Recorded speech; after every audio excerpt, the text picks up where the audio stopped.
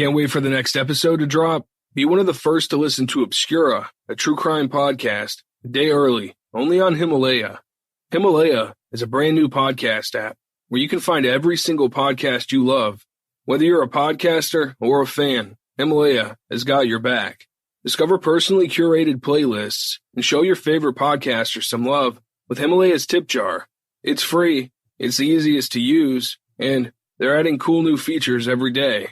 Go to your app store, download Himalaya, that's Himalaya, and don't forget to follow Obscura once you're there.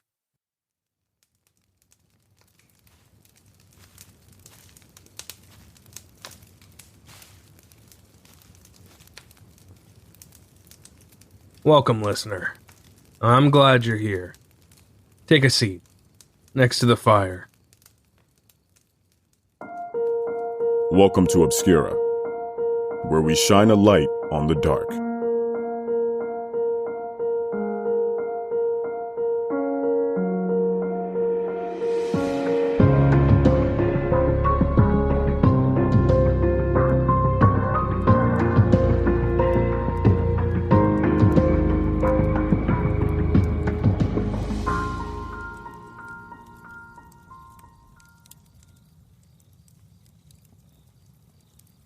When we think of unbreakable bonds between two people, the relationship that comes to mind are stories for the ages that occupy the space between romance and infamy.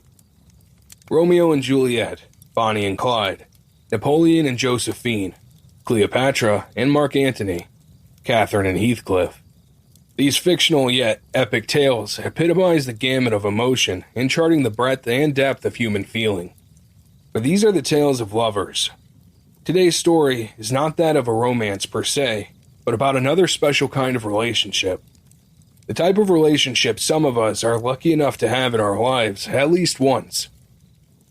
It's a story of best friends. It's also a story about testing the bounds of friendship. How far would you go for a friend? Listener? At what price? What would you do when the world is conspiring against your unique and inexplicable bond? Adolescent friendship can be intense. They can be intoxicating.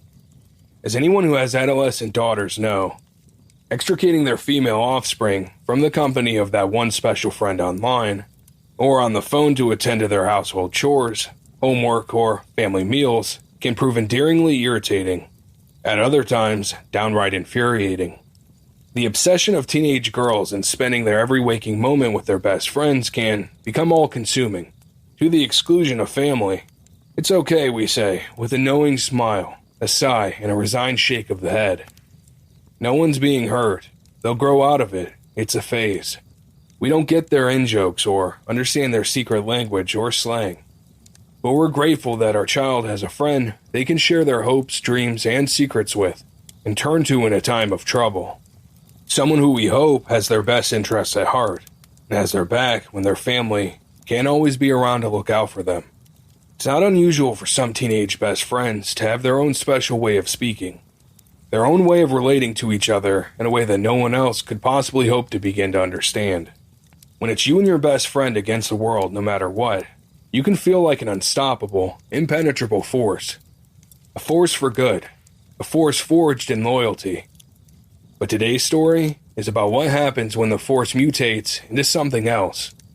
Something deep, dark, and so terrible, it defies the depths of what our imaginations can conjure up. When we think of just how far the bonds of devotion between best friends will go when tested. Now, let's get on with it. Part 1. The Garden City.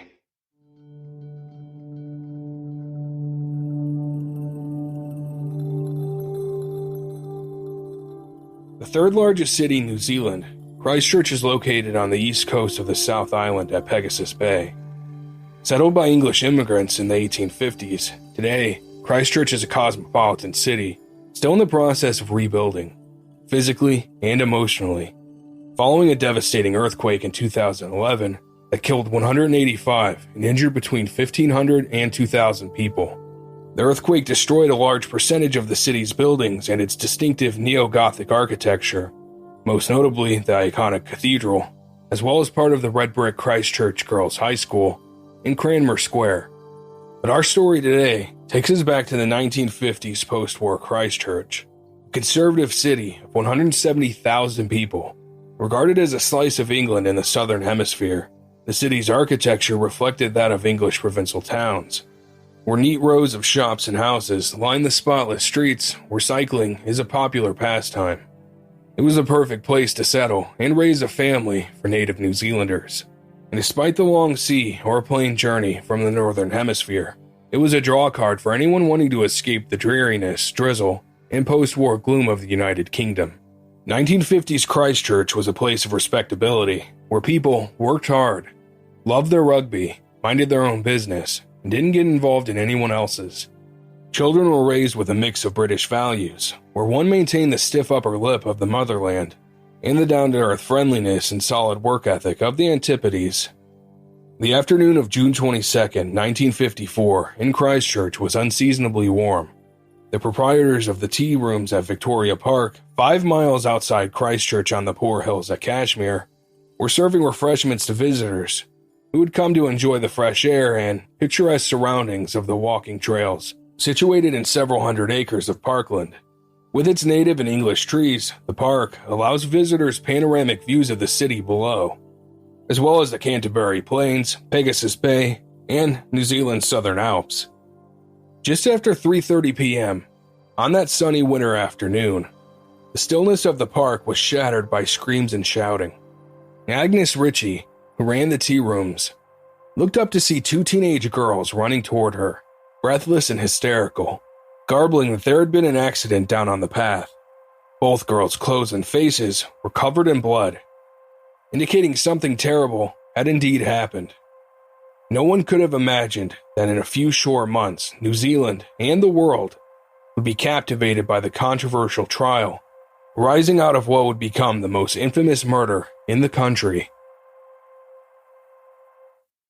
Part 2. Pauline.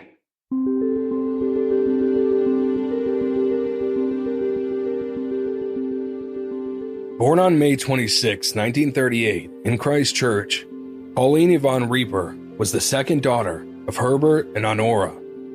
Pauline had an older sister of 11 months named Wendy, with whom she was close, and a younger sister with Down syndrome was in care at a home for children with disabilities. Pauline spent her 5th birthday in hospital with osteomyelitis, a debilitating bone condition characterized by chronic pain. As a young girl, Pauline required numerous painful surgical procedures to drain infection, which also resulted in a permanent limp and night pain. Pauline's frequent hospitalizations from a tender age resulted in social isolation from her peers due to missing school and being unable to participate in various physical activities. Pauline's parents, known as Bert and Nora, were working class. Australian-born Bert worked as a business manager for Dennis Brothers Fishmongers, and in 1946, the family moved to 31 Gloucester Street, across the back fence from Christchurch Girls' High School. English-born Nora worked as a legal secretary until her youngest daughter turned 5. But in order to earn additional income, in early 1953, the Reapers decided to take in boarders at their 2-story family home. These were local universities and college students. Pauline was affectionately known to her family by her middle name, Yvonne, but at school, she insisted on being called Paul. She loved art, writing, and plasticine and wood modeling, but was an introverted and solitary personality, preferring to keep to herself. Excelling at English, Pauline was exceptionally intelligent but resistant to discipline at school, and was a loner with no close friends. Standing at 5 feet 3 inches with brown eyes and olive skin, a former classmate described Pauline as a moody, scowling type of a girl, but a strong character. She was a tomboy, with dumpy boyish looks and curly black hair that was shorter than the other girls. In terms of her home life, Pauline was described as a happy child, got along well with her parents. Pauline did housework to help support the running of the boarding house, and there was a lot of it. Not only were there the usual chores associated with a family of 4, but for 4 additional boarders as well. Such a busy household, whose occupants turned over quite frequently, Pauline had little privacy, guarding what little she did have fiercely. Apart from the busyness of the border house, nothing much exciting happened in Pauline's life. But in 1952, while attending Christchurch Girls' High School, she met an entrancing new English classmate, Juliet Hume. Part 3. Juliet.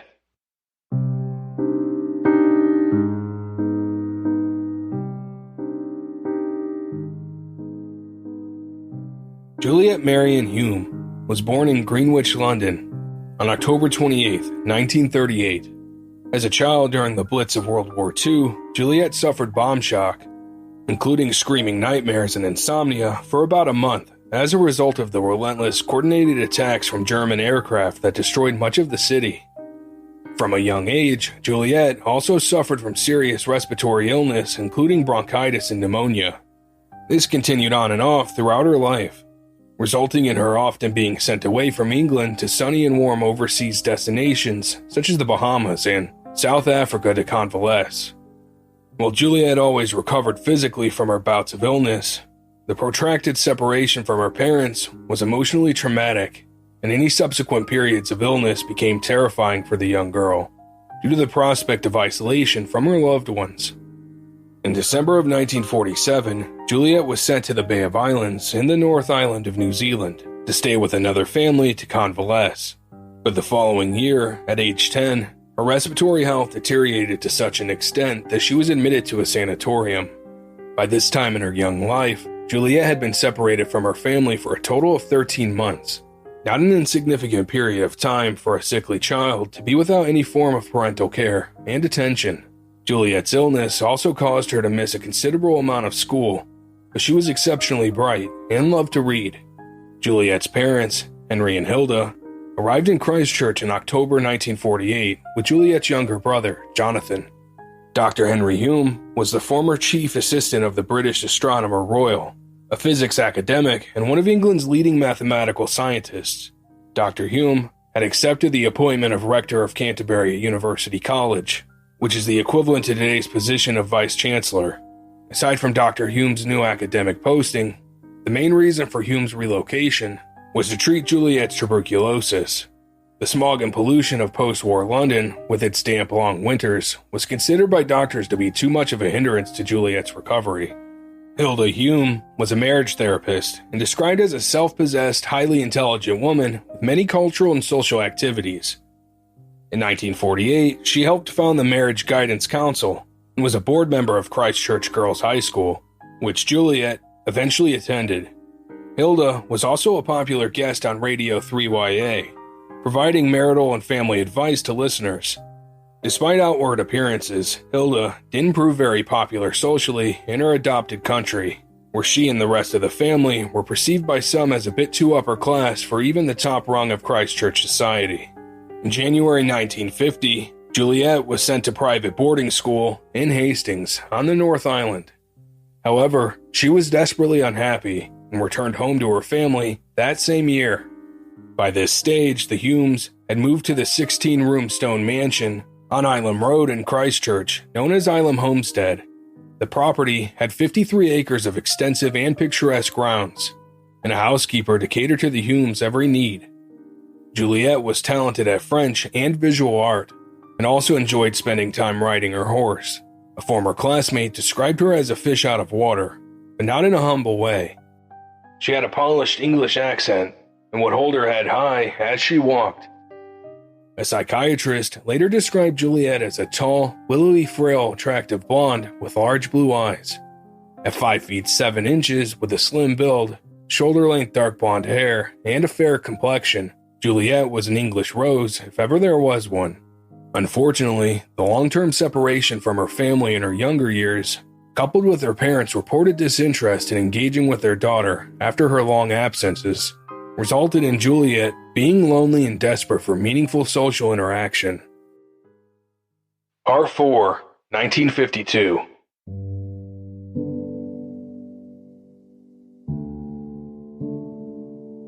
The Humes were of the view that when Juliet started high school, her IQ of 170 would be better suited for the stimulation of a larger, diverse public school environment.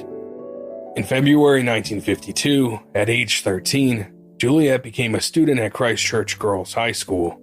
Juliet had always been shy and reserved, unable to engage with her peers socially through sport and physical activity due to her poor respiratory health. Through her exemption from the school gym class, Juliet met the introverted Pauline Reaper, who likewise was unable to engage in physically demanding exercise due to her history of osteomyelitis. As the unlikely pair grew closer from mid-1952 onwards, Hilda and Dr. Hume encouraged Juliet's new friendship and were pleased she was settling into her new school environment after so much upheaval. The girls spent their time together doing things that all teenagers do. Pauline regularly snuck out at night, riding her bicycle to Hilme, where she and Juliet would have nighttime picnics in the expansive grounds. They enjoyed chatting about literature, writing, and discussing at length their hopes and dreams for the future.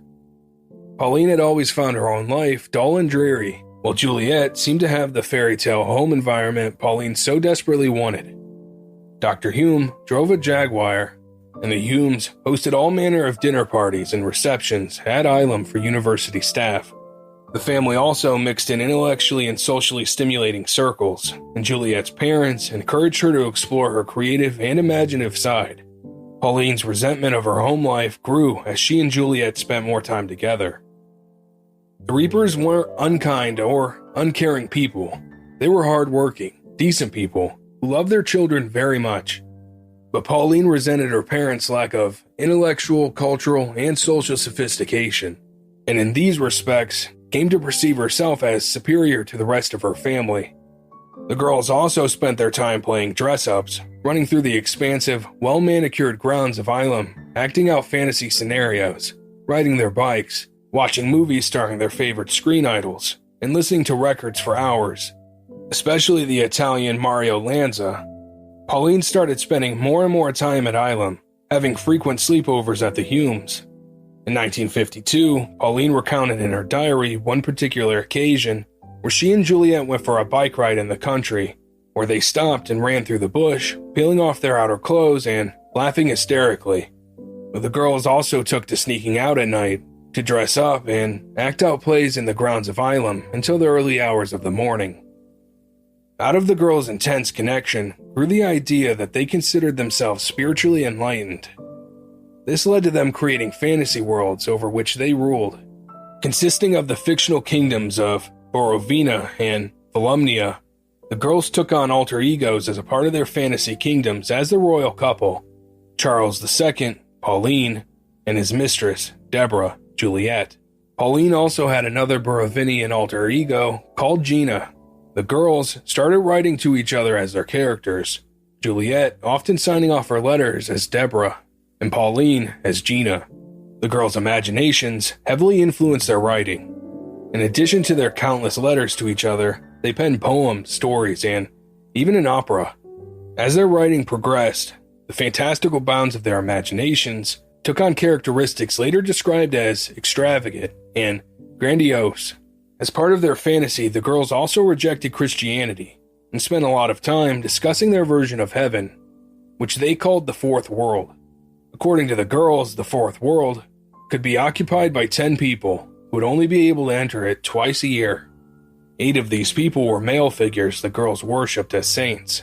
These saints were known by names such as he, him, and it, who were in actuality popular male film and music stars of the day and fictional characters, including actor James Mason and Italian opera singer and Hollywood actor Mario Lanza. The fourth world also had gods, who included Rupert Brooke, Julius Caesar, Caruso, and Charles II. Part 5, 1953.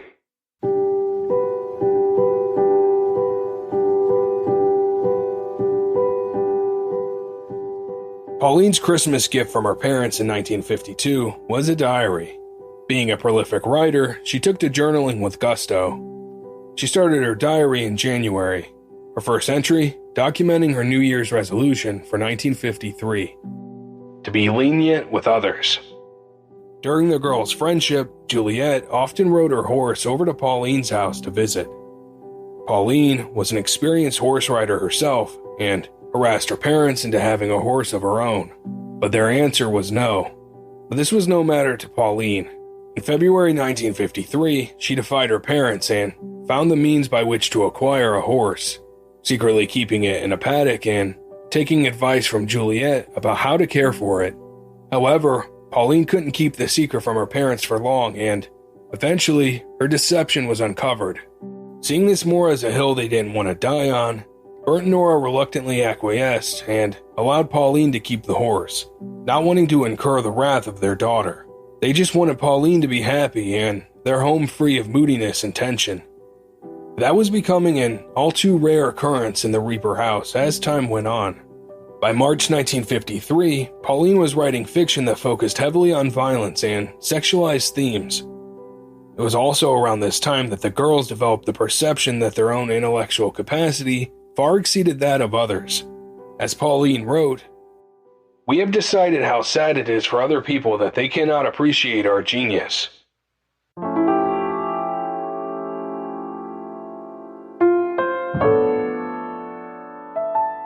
Pauline was invited to stay with the Humes during Easter 1953 at their holiday cottage in Port Levy, an hour south of Christchurch on the East Coast. During this trip, Pauline wrote in her diary, "Today, Juliet and I found the key to the fourth world. We saw a gateway through the clouds. We sat on the edge of the path and looked down the hill, out over the bay. The island looked beautiful, the sea was blue, and everything was full of peace and bliss. We know now that we have an extra part of the brain, which can appreciate the fourth world. The days I spent at Port Levy were the most heavenly ones I have ever experienced. Mrs. Hume did my hair. She calls me her foster daughter." Upon returning from Port Levy, the Humes planned to travel overseas from late May to late August. Rather than disrupt Juliet's schooling with the trip, Nora offered for Juliet to stay with the Reapers while her parents were away. However, these plans were scuppered early in May when Juliet was admitted to Kashmir Sanatorium for several months with a reoccurrence of tuberculosis. Instead of canceling the trip, Hilda and Dr. Hume went away. Juliet was devastated, once again feeling abandoned by her family. The only person who seemed to care about her being ill was Pauline, who wrote countless letters and visited as often as she could. During this time, Pauline wrote in her diary, "Poor Julietta. It is only now I realize how fond I am of her. I had a terrible job not to cry. I spent a wretched night. It was a relief to see Juliet looking so well. We agreed it was a great pity I had not tuberculosis too, and it would be wonderful if I could catch it. We would be in the sanatorium together and would be able to write a lot. We have decided we are the most incredible optimists." Meanwhile, without the company of her best friend, Pauline began entertaining a male lodger at the Reaper home. John was a law student, but Pauline referred to him in her diaries by his middle name of Nicholas. On July 12, 1953, Pauline's father discovered the pair in bed together talking, and even though nothing had happened, Nicholas was evicted from the Reaper home. Pauline documented this incident in her diary. "I am terribly cut up. I miss Nicholas terribly. Mother thinks I will have nothing more to do with him. Little she knows." Even though Nicholas was sent away from the Reapers, Pauline regularly snuck out at night to meet with them, without her parents' knowledge. Pauline's mother had noticed the intensity of the girls' friendship increasing during the Humes' absence. When the Humes returned to Christchurch in August, Juliet was discharged home to Ilum, but given she hadn't fully recovered, she did not return to school. To expedite Juliet's recovery, Pauline was invited to stay more frequently at Ilum, and the girls grew even closer. Nora Reaper expressed her concerns about the friendship to Hilda, who acknowledged that since the Humes had returned to New Zealand, Juliet seemed to ignore her and had become cold and difficult. Like any other teenagers, the girls were becoming aware of their sexuality, and often spoke about sex in the context of their fantasy worlds. The characters of Borovinia and Volumnia were regularly engaged in sordid romantic entanglements and affairs. In the time of conservative 1950s New Zealand, sex and sexuality weren't something that respectable, ladylike young women were meant to know about, much less discuss at length or fantasize over. The girls were so close that they took to bathing together, and sleeping in the same bed when Pauline stayed at Hilme. It wasn't long before the Reapers became deeply anxious about the amount of time the two girls were spending with each other, to the exclusion of all others, including the possibility that they were more than just friends. In 1952, homosexuality was taboo and considered a mental health disorder requiring medical treatment. Electroshock therapy, aversion therapy, and confinement to a mental asylum were commonly used to treat people attracted to the same sex. Regardless of how much time Pauline and Juliet spent with each other, when the two were apart, they were prone to withdrawal from others, anger, moodiness, and becoming easily upset.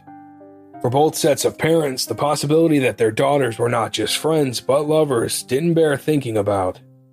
But with Juliet back at Hilme, Pauline couldn't have been happier. Writing in her diary, "It was as if she'd never been away. I believe I could fall in love with Juliet." Pauline continued to visit Nicholas and, in September 1953, they attempted to have sex on several occasions, but were unsuccessful due to the experience being painful for Pauline. However, on October 4th, this changed. Pauline writing in her diary, "Nicholas was pleased that I was so early. We sat around and talked for an hour and then went to bed. I declined the invitation at first, but he became very masterful and I had no option. I discovered that I had not lost my virginity on Thursday night. However, there is no doubt whatsoever that I have now." Pauline's diary entry for October 28th read, "I told Nicholas this evening I was no longer very much in love with him." However, she continued to visit him up until February 1954.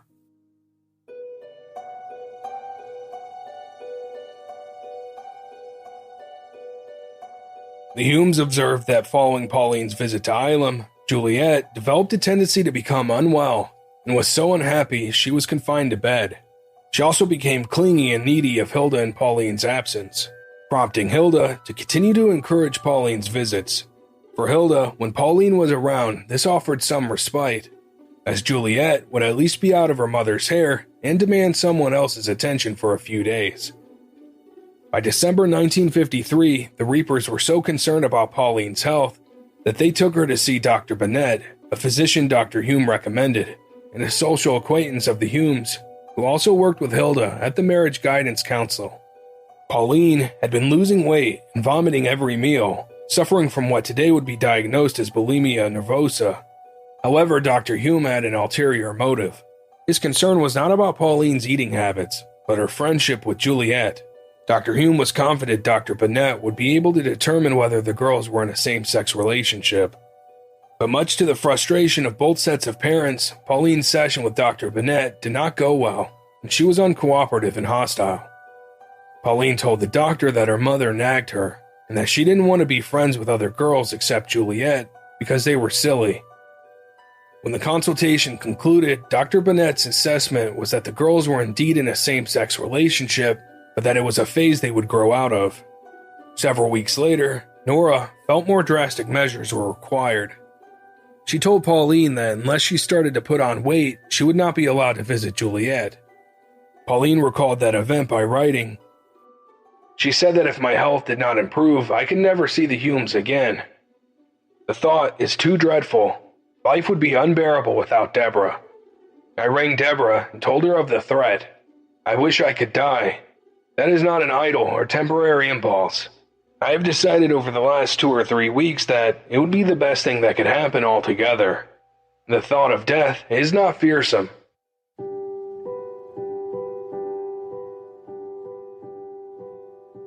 Despite Pauline's consultation with Dr. Bennett, Juliet's parents did not feel it appropriate for their daughter to be psychoanalyzed regarding her friendship with Pauline. To quell what they felt was an unhealthy attachment, the Humes left for their Christmas holiday to Port Levy in 1953, but did not invite Pauline, hoping the temporary separation would have the desired effect. As the year drew to a close, a poem appeared in the back of Pauline's diary. Entitled, "The Ones That I Worship," it demonstrated the girls' over-exaggerated sense of self and disdain they felt for those around them who weren't a part of their morally, intellectually, and spiritually superior world.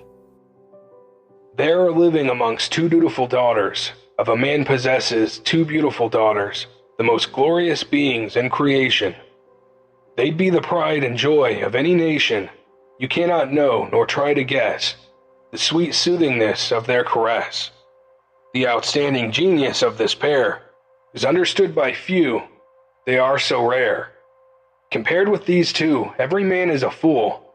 The world is most honored that they should deign to rule, and above us these goddesses reign on high. I worship the power of these lovely two, with the adoring love known to so few. 'Tis indeed a miracle, one must feel, that two such heavenly creatures are real. Both sets of eyes, though different far, hold many mysteries strange. Impassively, they watch the race of man decay and change. Hatred burning bright in the brown eyes with enemies for fuel. Icy scorn glitters in the gray eyes, contemptuous and cruel.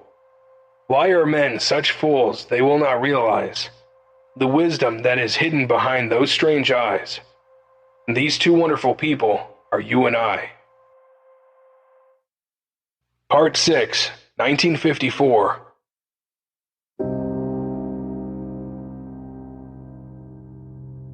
Pauline's New Year resolution for 1954 reflected on her pessimism, an increasingly misanthropic view when she wrote, "My resolution is a far more selfish one than last year. Eat, drink, and be merry, for tomorrow you may be dead."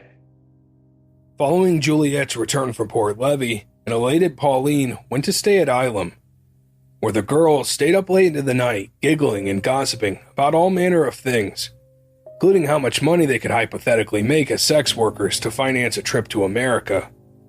The girls were planning to leave New Zealand in order to peddle their novels to the esteemed publishing houses of New York, as well as sell the rights to their books to Hollywood agents adapting their stories to screenplays, where they would star in film versions. At this stage, Nora was still concerned that Pauline hadn't gained weight, so the threat of Pauline not being able to visit Hilme was constant. In February, Pauline was so angry with her mother she wrote in her diary, "Why could mother not die? Dozens of people, thousands of people are dying every day, so why not mother and father too?" The girls forged ahead with their plans. In March, Pauline made inquiries with shipping companies to investigate relocation costs for a trip to America. Willing to make sacrifices, Juliet sold her horse to her mother Hilda's friend, Walter Perry, for £50. Canadian-born Walter had arrived to New Zealand from England in 1953, and the dashing engineer met Hilda through the Marriage Guidance Council. At Hilda's suggestion, Walter had been living in the granny flat at Hilme since the previous December, and the two soon began to have an affair. A few months after he moved in, Pauline and Juliet saw a display of affection between Walter and Hilda. Ever the opportunists, the girls hatched a plan to blackmail the couple to obtain funds to finance their planned trip to America.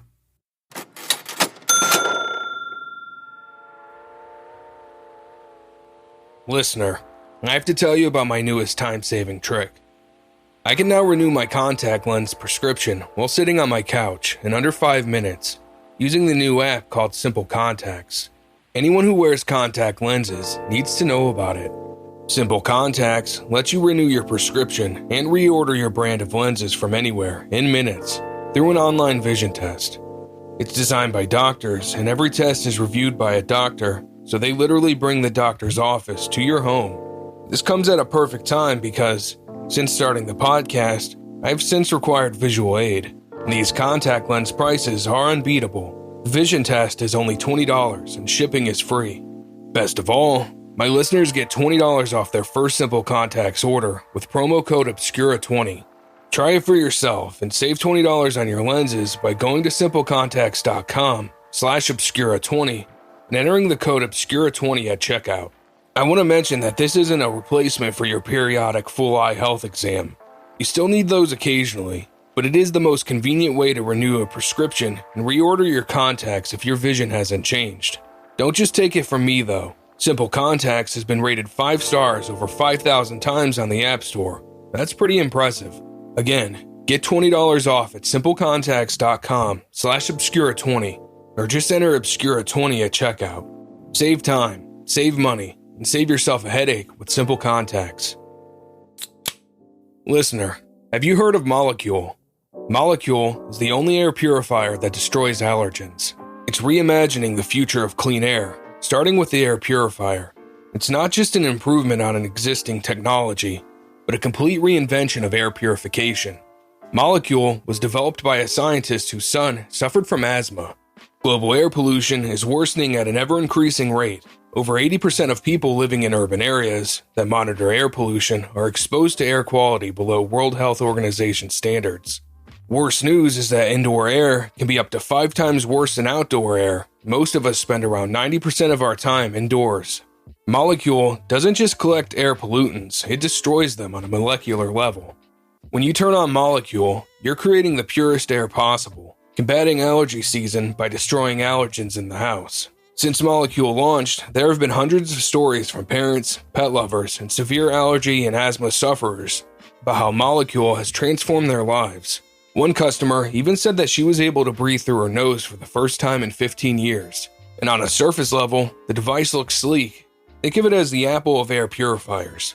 Not only is the technology inside revolutionary, but the unit itself looks sleek and modern. Made with an aluminum tube shell, it fits in any room of your home. For $75 off your first order, visit molecule.com and check out enter code Obscura. That's MOLEKULE.com and check out code Obscura.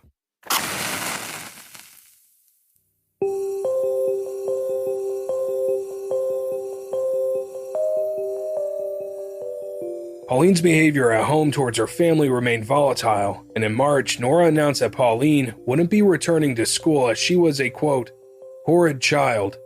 Pauline was secretly ecstatic as she had no interest in returning to school without Juliet, who had not returned to mainstream schooling, and in April 1954, Pauline was enrolled at Digby's Commercial College to learn shorthand and typing.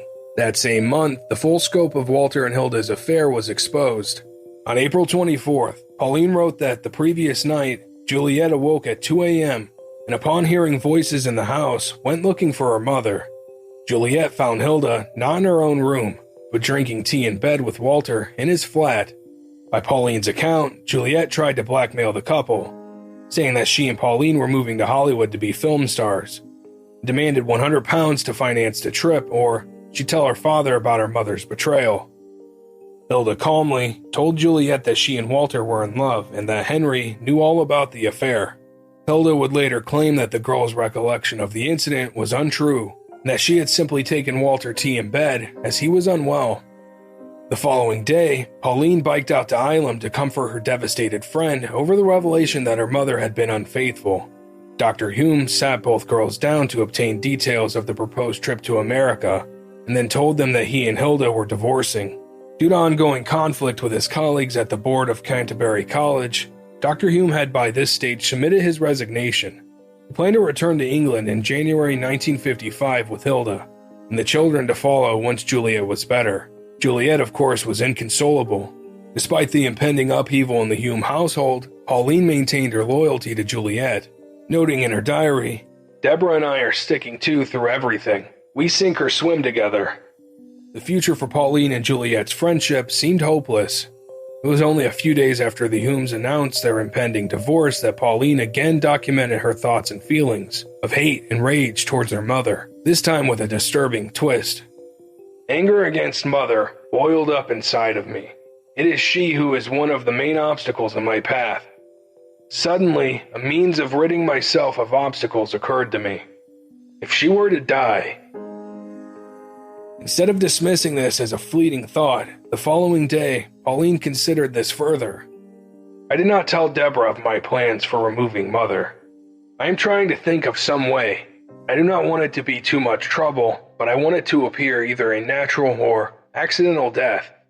Deborah is worried, but doesn't disagree violently." On May 1954, the girls had taken to shoplifting to finance their proposed trip to America. In the early hours of May 26th, Pauline snuck out of the house, planning to break into her father's shop and steal the takings from the cash register. However, when she spotted a policeman on the street, she lost her nerve and turned back home, empty-handed. Earlier that month, Nora had again approached Dr. Hume, seeking a solution to the intensity of the girls' friendship. Given the girls' completely unrealistic plans to travel to America, the Humes finally concurred with Nora that the attachment between their daughters was unhealthy. Dr. Hume changed his plans, telling Nora he planned to leave New Zealand in early July and take Juliet with him. As Juliet was still convalescing from her previous bout of tuberculosis, Dr. Hume would travel with her as far as South Africa, where she would stay with her sister while Dr. Hume would continue on to England. Hilda would await the school holidays and return with Jonathan in England. Privately, Pauline's parents were relieved. They felt the obnoxious and conceited Juliet was a bad influence on Pauline's moods and behavior, and they looked forward to having some stability in the house, without being at the mercy of Pauline's temper. It was decided the girls were to be permanently separated. Juliet was devastated, not just about the breakup of their family and feeling of abandonment, but heartbroken that she would be moving away from Pauline. Their plans to move to New York and then conquer Hollywood could not be realized. They were apart.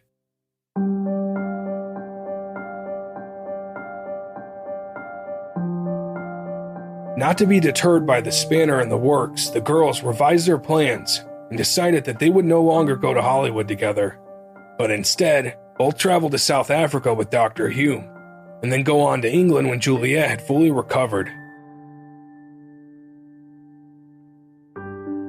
Juliet begged her parents if she could ask the Reapers if Pauline could relocate with her to South Africa. When this was put to the Reapers, who unsurprisingly refused, Pauline and Juliet were inconsolable. They refused to speak to their families, spending their days sullen and sobbing on their beds with their bedroom doors shut. They couldn't believe that their friendship was being torn apart, and their families didn't even seem to care. A desperate Pauline made inquiries with the New Zealand passport office to apply for her own passport, which she was too young to do. The New Zealand government didn't issue passports to anyone under the age of 20 in the absence of parental consent. As the date of Juliet's departure loomed, the girls felt the walls around them closing in, and their plans for staying together fast coming undone. In Pauline's mind, there was only one barrier to being able to leave the country with Juliet. The seeds of betrayal and resentment in Pauline's mind had been sown, and rage would soon become the product of her heartbreak.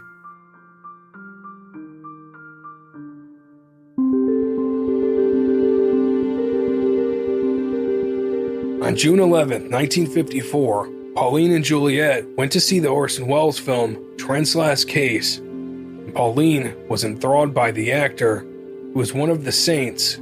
Upon returning to Ilum for the evening, she wrote about how she and Juliet spent the remainder of the night. "We enacted how each saint would make love in bed. We felt exhausted and very satisfied." According to Pauline's diary, the girls spent the next 2 nights doing the same thing until the very early hours. Of their sexual experimentation, Pauline wrote, "It was wonderful, heavenly, beautiful, and ours. We felt very satisfied indeed. We have now learned the peace of this thing called bliss, the joy of the thing called sin."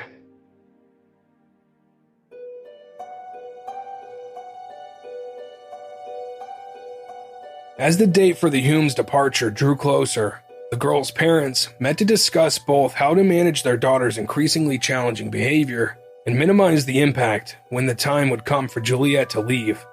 Hilda Hume suggested that the blow may be softened by allowing the girls to spend as much time together as possible, by Pauline coming to stay at Ilum for a week. The Reapers reluctantly agreed, and the girls were thrilled, as it would give them opportunity to discuss at length their plans to be together.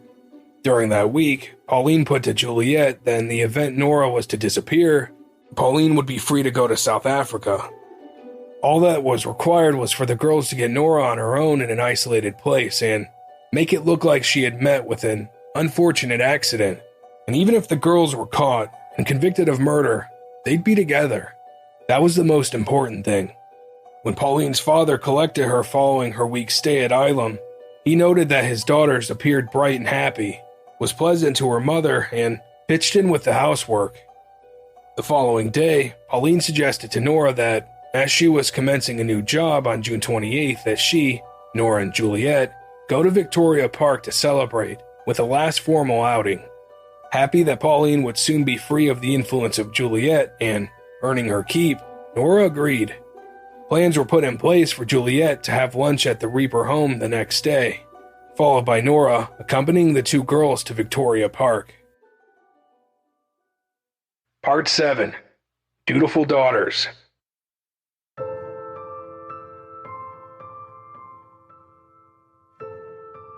On June 22nd, Juliet was driven into town by Dr. Hume, and, following a stop at Beth's department store, she walked to the Reaper's home. Juliet had brought in her bag half a large brick wrapped in a newspaper, which she'd taken from the Hume's garden shed. In Pauline's bedroom before lunch, Juliet gave the half brick to Pauline, who placed it in a stocking, then in her own bag. Juliet had also brought along a pink gemstone from a brooch. At lunch, the girls chatted and laughed. Following the meal, Nora, Pauline, and Juliet walked to the Cathedral Square and caught the bus to Kashmir Hills, where they alighted and walked 1.5 kilometers to Victoria Park. When the trio arrived at 2:30 p.m., Nora found she had already an appetite, so the group made their way to the kiosk for afternoon tea. Once they'd finished their scones and tea, just before 3:30 p.m., they set off in single file down one of the paths into the gardens. Pauline was at the front, Nora in the middle, and Juliet brought up the rear. In a heavily wooded area, a quarter-mile down a steep incline into their walk near a small wooden bridge, the path became muddy. Nora decided she wanted to turn back, so Juliet went on ahead. A stop to call the mother and daughter to come and look at something she'd found on the ground. Arriving at the spot, Pauline asked, "Oh, what's that?" Bending over to look at the pink gemstone Juliet had dropped moments earlier. A curious Nora also bent down to inspect what they'd found when she felt a sudden blow to the back of her head. Stumbling forward and groaning in pain and shock, the 45-year-old had little time to realize what had happened before she was struck again, this time with greater force. To her horror, she realized that Pauline and Juliet were standing above her, raining blows down upon her head and face. Pauline had struck the initial blows, having stashed the half-brick in her handbag. Nora covered her head with her hands, proving harder to subdue than the girls anticipated. The half-brick eventually tore itself free from the stocking, and the girls were now taking turns using their hands to smash the brick into the woman they believed to be the only obstruction to their friendship. The girls restrained Nora on the ground by the throat, lying face up, and took turns bludgeoning her with the half-brick. Nora spasmed and convulsed as she was hit between 20 to 30 times. Eventually, she stopped moving.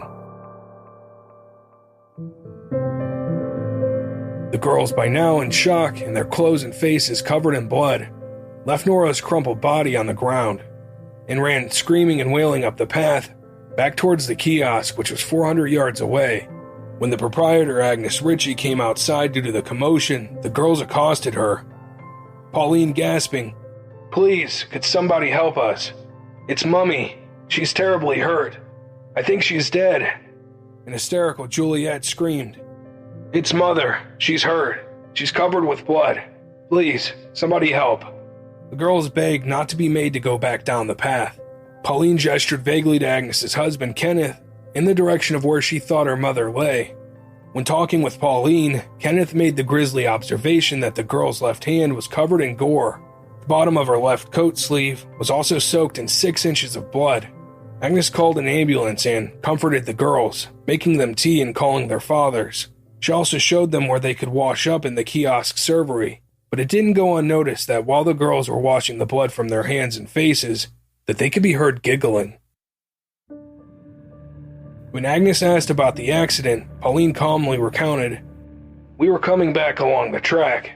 Mummy tripped on a plank and hit her head when she landed. She kept falling, and her head kept banging and bumping as she fell." A desperate Juliet, who appeared far more upset, cried, "I'll always remember her head banging." Meanwhile, Kenneth had ventured down the track where he discovered Nora's lifeless body sprawled across a bed of pine needles. The woman had clearly been subjected to a savage beating, not just a bump on the head. A doctor who was called to the scene quickly found he could not explain the injuries to Nora as being sustained by a fall, and called the police.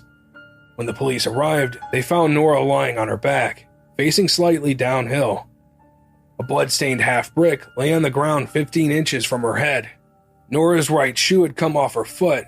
Her handbag, hat, gloves, and sweater, and a singular woman's stocking lay 4 feet away, knotted at the ankle, and the foot of the stocking matted with hair. The part of the path that lay in the park where Nora's body was found was not noted to be rocky area, but instead clay. Her nose and mouth was caked with blood.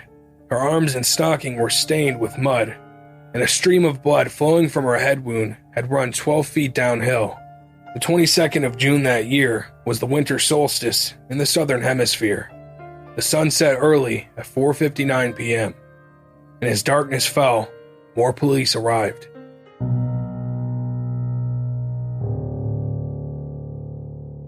As far as Juliet's parents knew, Nora had fallen in Victoria Park during the walk and hit her head on some rocks. Following the incident, the girls were taken back to Hulme, where Hilda Hume gave both of them a bath to help treat them for shock. The girls' blood-stained clothing was taken to the cleaners by Walter Perry. Pauline was reported to be extremely quiet for the remainder of the evening, while Juliet was animated and talkative.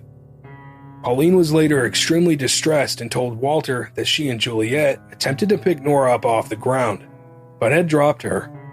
She also claimed the girls checked for her mother's heartbeat but could not detect one. 2 detectives called at Hulme at 8 p.m. to interview both girls. When Pauline was questioned, first she told police, "We were walking up the track, having been to the bottom. I was leading, and Mother and Deborah were behind me. Mother suddenly slipped and fell. She twisted sideways and hit her head on a rock or something. She seemed to keep tossing up and down and hitting her head." When police told her they didn't believe Juliet was present at the time of the murder, Pauline appeared surprised. At no stage did police believe Pauline's account that her mother had simply fallen, and they were determined to elicit a confession. Police probed Pauline further. Question: Who assaulted your mother? Answer: I did. Question: Why? Answer: If you don't mind, I won't answer that question. Question: When did you make up your mind to kill your mother? Answer: A few days ago. Question: Did you tell anyone you were going to do it? Answer: No, my friend does not know anything about it. She was out of sight at the time. She had gone on ahead. Question: What did your mother say? Answer: I would rather not answer that. Question: How many times did you hit your mother? Answer: Good many times, I imagine. Question: What did you use? Answer: A half brick and a stocking. I wish to state that Juliet did not know of my intentions. She did not see me strike my mother. I took the chance to strike my mother while Juliet was away. I still do not wish to say why I killed my mother. Question: Did you tell Juliet that you killed your mother? Answer: She knew nothing about it. As far as I know, she believed what I told her, although she may have guessed what had happened. But I doubt it, as we were both so shaken that it probably did not occur to her. As soon as I started to strike my mother, I regretted it, but I could not stop then. Juliet was interviewed in the presence of her mother and corroborated Pauline's initial account of Nora falling and hitting her head. In Juliet's initial statement to police, she said she was not with Pauline when Nora was killed. Juliet stated she came back to find Nora lying on the ground, that Pauline told her that her mother had slipped and hit her head. The Humes were overwhelmed with relief that their daughter didn't appear to have participated in the vicious act after all, but had instead found herself in a difficult position, wanting to support her friend under horrific circumstances. After signing her statement, Pauline was taken to Christchurch Police Station, where she was charged with murder. At the station, she was discovered to be in possession of a piece of paper, which it appeared she tried to burn. Written on the paper was something of a pseudo-diary entry for June 22nd. All the Humes have been wonderfully kind and sympathetic. Anyone would think I've been good. I've had a pleasant time with the police, talking 19 to the dozen, and behaving as though I hadn't a care in the world. I haven't had a chance to talk to Deborah properly, but I am taking the blame for everything. After speaking with Bert Reaper following Pauline's arrest, police discovered the evidence that would allow them to focus on the reason for Nora's brutal murder. That night, in search of the Reaper's home, in addition to 14 exercise books and a scrapbook, police discovered the smoking gun in the form of Pauline's diary. Back in late 1953, Pauline and Juliet had seen the Orson Welles film, Pandora and the Flying Dutchman. It was in this film that they noted the alternate pronunciation of the word murder as moiter, which was how Pauline would come to use the term in her diary entries a couple of days before the murder. Our main idea for the day was to moiter Mother. This notion is not a new one, but this time it's a definite plan, which we intend to carry out. We have worked it out carefully and are both thrilled by the idea. Naturally, we feel a trifle nervous, but the pleasure of anticipation is great. I shall not write the plan down here, as I shall write it up when we carry it out. We discussed our plans for moitering Mother and made them a little clearer. Peculiarly enough, I have no qualms of conscience. The day before the murder, Pauline's diary detailed the plan further. Deborah rang, and we decided to use a rock and a stocking instead of a sandbag. We discussed the moiter fully. I felt very keyed up, as though I was planning a surprise party. Mother had fallen in with everything beautifully, and the happy event is to take place. So next time I write in this diary, Mother will be dead. How odd, yet how pleasing. The diary for June 22nd was entitled, The Day of the Happy Event, and continued, I am writing a little bit of this up on the morning of the death. I felt very excited, and the night before Christmas last night. I didn't have pleasant dreams, though. I am about to rise. Pauline spent that night in the police cells. The day following the murder, Juliet apologized for misleading police and gave a second statement in which she admitted to helping Pauline murder Nora. Juliet told police that during the incident she was terrified and hysterical. There was now no question that Pauline and Juliet were responsible for arguably the most horrific murder in New Zealand of the 20th century. In the early 1950s, murder was rare in New Zealand. Only 2 to 3 murders occurred per year. Not only was the manner of Nora's death exceptionally brutal, but it had been carried out by her adolescent daughter, no less. Literature on the crime of matricide, killing one's mother, indicates that daughters are far less likely to kill their mothers than sons, and if they do, it is mostly adult women over the age of 18. In this regard, Pauline and Juliet were outliers. Part 7. Day of Judgment. When the pathologist conducted the post-mortem on Nora the day following the murder, the cause of death was determined as shock associated with multiple head injuries and crushing skull fractures. Nora's head injuries indicated that her head had been held immobile on the ground when she was struck. The bruising on her neck indicated she had also been held with some force, but not strangled. The tip of the little finger on her left hand was almost severed in what was believed to have been a defensive wound. Nora's head and facial wounds were so significant that she was unrecognizable. Her skull, cheekbones, nose, forehead, and teeth were broken and smashed, and the beating she received was so vicious it dislodged her dentures. Most of the major wounds were on the right side in front of Nora's head, and her right ear had been split in the attack. Her mouth was also blocked with vomit, indicating she may have convulsed as she died.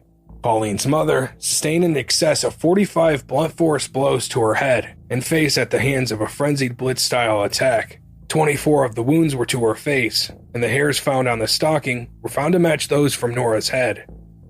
Overall, the injuries were found to be consistent with the brick having been swung in the stocking with considerable force. The early stage of the investigation uncovered a further, scandalous revelation. Even though Pauline's parents had been living as a couple for over 20 years, they were discovered to be unmarried. Burt Reaper had abandoned 2 sons and a wife from a previous marriage, which hadn't been dissolved. Burt met Nora when they worked together years earlier, and in 1929 the couple ran off to Christchurch, where they began a new family. Pauline had no idea her parents weren't married, but was charged under her mother's maiden name of Parker. When asked to enter their plea at their initial court hearing, both girls replied, not guilty. The unusual living arrangement at Ilum between the Humes and Walter Perry, and the scandal of Burt and Nora's relationship, which made Pauline and her siblings illegitimate, provided all the salacious fodder the media needed. Christchurch was the last place on earth anyone would have expected something so depraved to occur at the hands of teenage girls from respectable families. Aside from the fact that the murder victim was the mother of one of the alleged offenders, there was much speculation about the intense nature of the girls' friendship. Were they lesbians? Were they even sane? The publicity was unprecedented, especially when it was announced that the teenagers were to be tried as adults. While awaiting trial, the girls spent their time writing prolifically and listening to classical music. They were examined by several psychiatrists separately on numerous occasions between late July and mid-August. Juliet's intelligence was assessed as being that of a person of much greater age, while Pauline's intelligence was considered above average.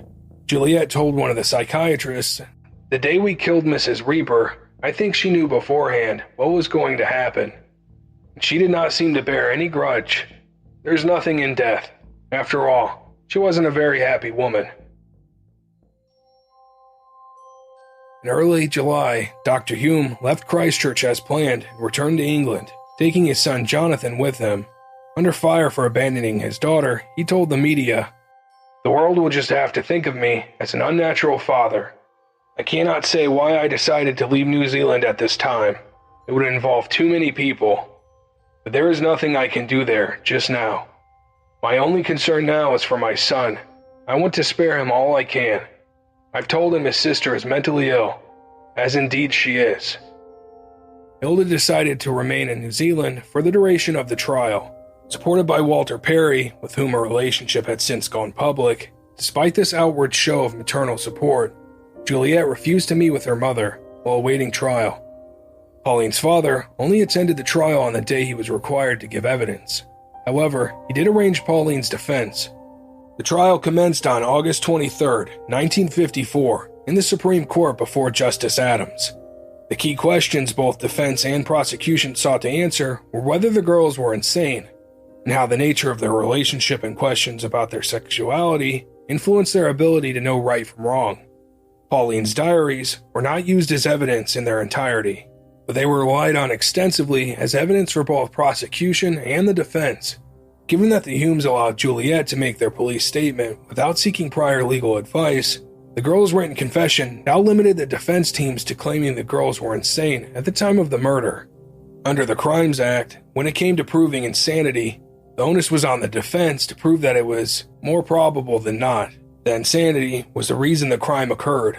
The Crown prosecutor opened his argument to the court stating, "The contention of the prosecution is that this plainly was a cold, callously committed and premeditated murder committed by two highly intelligent, perfectly sane, but precocious and dirty-minded little girls." Walter Perry testified that Pauline was a constant visitor to Hilme and corroborated Hilda's account of what happened the night of April 23rd, when Juliet found them in Perry's flat. Walter told the court that on the evening of the murder, Pauline had told him that her mother had slipped on a piece of wood and hit her head on a stone, banging her head repeatedly. Walter spoke of the nature of the correspondence between the girls, and he was aware of and said that both girls tried to outdo each other when it came to being as bloodthirsty as possible in their letters to each other. The three psychiatrists for the prosecutions told the court that they were of the view that the girls were sane and knew they were breaking the law. Juliet earlier told one of the psychiatrists, "You'd have to be an absolute moron not to know murder was against the law." The psychiatrist testified that just because the girls had not demonstrated any remorse, this did not suggest that they were insane. When the Crown prosecutor asked if the girls' relationship was sexual, the psychiatrist stated that they weren't inclined to think so. It was explained that even if any sexual relationship existed between Pauline and Juliet, it was a normal phase of adolescence and was not proof of insanity. One psychiatrist recounted Juliet's response to the assertion that she had a sexual relationship with her best friend, which was, "How could we? We're both women." The defense did not dispute that Pauline and Juliet killed Nora, instead arguing that by the girls rejecting morality, this constituted a diagnosis of paranoia, and therefore insanity. The defense cited Pauline's diaries from late January 1954, where the girls discussed how much they could make as sex workers in an effort to raise funds for their Hollywood trip.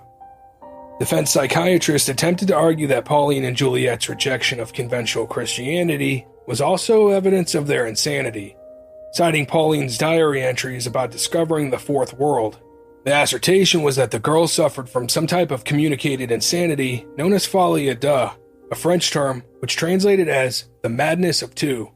This phenomenon of shared psychosis between people living in a close proximity who have little meaningful social interaction with others was said to include symptoms of delusions, paranoia, and lesbianism.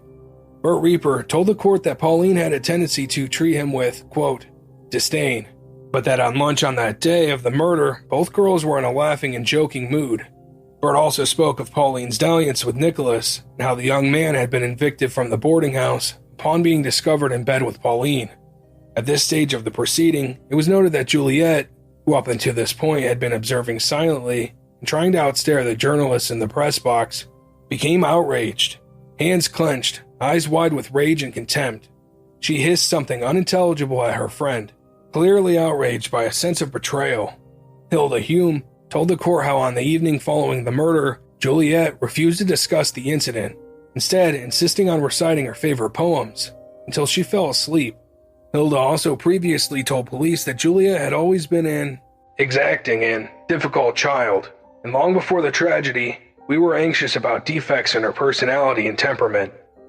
Juliet was described as excitable, self-willed, demanding, intolerant of criticism, precocious, sensitive, full of fantasy, and found it difficult to stop play-acting games. But Hilda also stated that she had no reason to suspect her daughter was insane. Hilda claimed that she and Dr. Hume were clear with Juliet that Pauline would not be accompanying her to South Africa. However, this failed to reconcile with the fact that the girls perceived Nora as being the sole reason Pauline couldn't leave New Zealand. Dr. Bennett, who had initially examined Pauline at the behest of the Reapers and Dr. Hume, told the court that prior to the trial, Juliet told him, "The best people are those who fight against all obstacles in pursuit of happiness. Anything really great is worth having at any cost." Dr. Bennett told the court that both girls considered the murder justified, and noted that aside from feeling regret about families becoming involved, neither girl expressed any remorse. They had delusions of grandeur, formed a society of their own, and lived in it. In this society, they were no longer under any censor and nagging of mothers. The pair were insane at the time of the killing. They are still not sane. In my opinion, they will never be sane. A diary entry from early June by Pauline was used to support this line of defense, where she wrote, "It is because we are mad. We are both stark, staring, and raving mad. There is definitely no doubt about it, and we are thrilled by the thought. We have discussed it fully.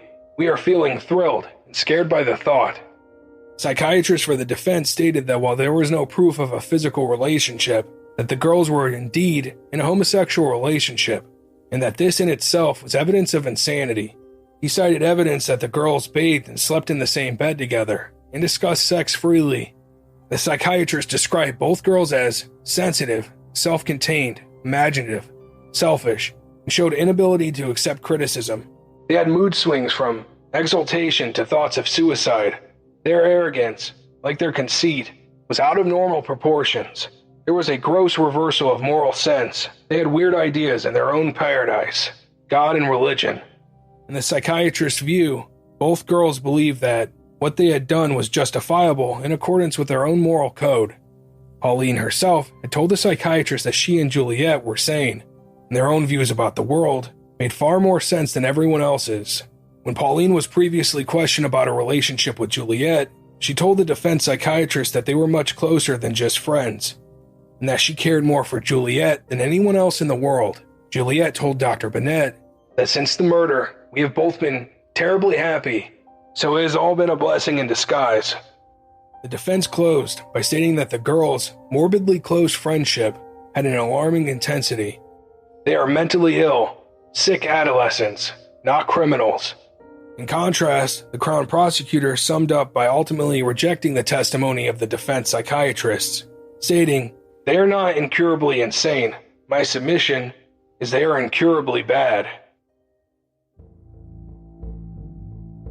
On August 28, 1954, the sixth day of the trial, the jury retired to make their decision. English and Australian newspapers had reported that during the trial the girls giggled, whispered, yawned, and scribbled notes, but neither Pauline nor Juliet had anything to say to the court prior to hearing their sentence. After deliberating for 2 hours and 15 minutes, the foreman announced that both girls were guilty. As Pauline was 16 and Juliet 15 at the time of the murder, both girls were sentenced to be detained at Her Majesty's pleasure in separate prisons.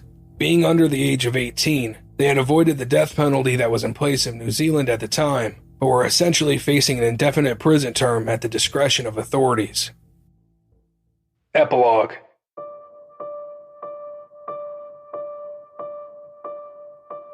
In September 1954, Hilda Hume officially changed her surname by deed poll to Perry, and she and her second husband-to-be, Walter, sailed back to England. Pauline was imprisoned near New Zealand's capital city of Wellington. She made use of her period of incarceration by studying English, French, Latin, math, drawing, and design for her school certificate. Juliet was sent to prison in Auckland, where she was kept in solitary confinement for 3 months. She passed her time knitting, writing, and studying English and Italian. In November 1959, both girls were released. Juliet was flown to Rome to meet her father before continuing on to her home country of England. It is widely reported at the time that a condition of any release be that the girls have no further contact. However, this was a furphy. What is true is that, upon release from prison, both girls changed their names. After initially working in England as a secretary, Juliet eventually relocated to the United States, working as a flight attendant, and then found work as a nanny in Los Angeles. In 1972, she returned home to England, became a successful crime novelist under the name Anne Perry, who has since sold more than 3 million copies of the 20 books she has written. The surname Perry was that of Juliet's stepfather, Walter, whom Hilda had since married. After her identity was revealed in 1994, Anne spoke about the nature of her relationship with Pauline and the motivation for the murder. Pauline was very distressed and she desperately wanted to come with us. I felt that I was betraying her by just leaving her and doing nothing. I really believed that if I didn't take her with us, that she would take her own life, and I made a very, very wrong decision. Pauline felt that her mother was the one thing standing between her coming with us. I didn't have the strength to say no. This is wrong, no matter what, and to just walk away. I did something stupid. I'll regret it for the rest of my life. I can't undo it. There was never, ever, a sexual element to our friendship. Pauline was a really good friend. Pauline, whose name was changed to Hilary Nathan, was released 2 weeks after Juliet, and placed on probation for 5 years. Hilary's father, who only visited her once in prison, never forgave his daughter, stating, "It still doesn't make up for robbing a person of their life. It was evil between them what they did. Pure evil." After Hilary graduated from Auckland University in 1963 with an arts degree, she pursued life as a nun by entering a convent as a novice, but left in 1964 before taking her final vows. By 1965, she was working as a librarian in Auckland, but relocated to England in 1966, where she became a devout Catholic and worked as a horse riding instructor before moving to Scotland in 1997. Hilary has expressed remorse for killing her mother, but now lives a reclusive life, refusing interviews and devoting her days to prayer. Despite the pair living in the same country, the two former best friends have not had any contact in the years following their release.